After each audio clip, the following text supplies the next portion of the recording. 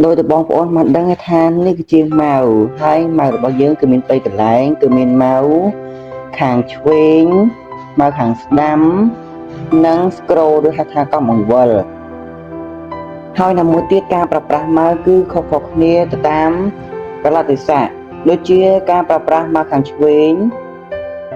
ប្រើសម្រាប់ចាក់ទាញឯកសារឬក៏បើកកម្មវិធីដើម្បីឲ្យវាដំណើរការឧទាហរណ៍ក្នុងអូឯកសារមួយនេះអីជាដើមបើយើងយកម៉ៅខាងឆ្វេងរបស់យើងចង្អុលលើកម្មវិធី Word ហើយយើងចុចពីរដងនោះវានឹងបើកកម្មវិធី Word មួយនោះ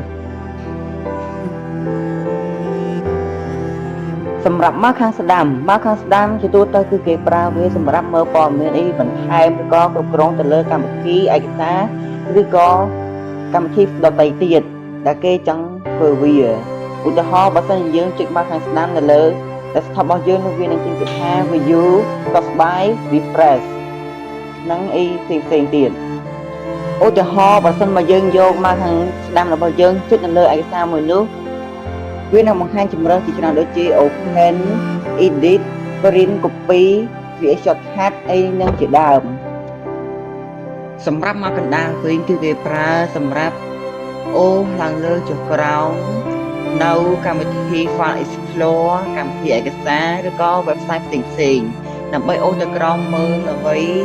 ដែលមានផ្សេងទៀតខាងមុននេះគេហៅថា desktop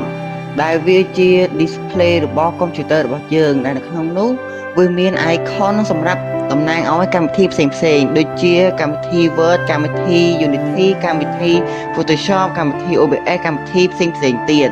ហើយដែលនៅក្រោមកម្មវិធីទាំងអស់នោះគឺមានឈ្មោះតំណាង icon មួយនោះសូមអរគុណបងប្អូនដែលបានទស្សនាវីដេអូរបស់ខ្ញុំតាំងពីដើមរហូតដល់ចប់ចឹងហើយខ្ញុំសង្ឃឹមថាបងប្អូននឹងចេះពីរបៀបប្រើប្រាស់និងស្គាល់មុខងារសំខាន់ៗរបស់កុំព្យូទ័រសូមអរគុណ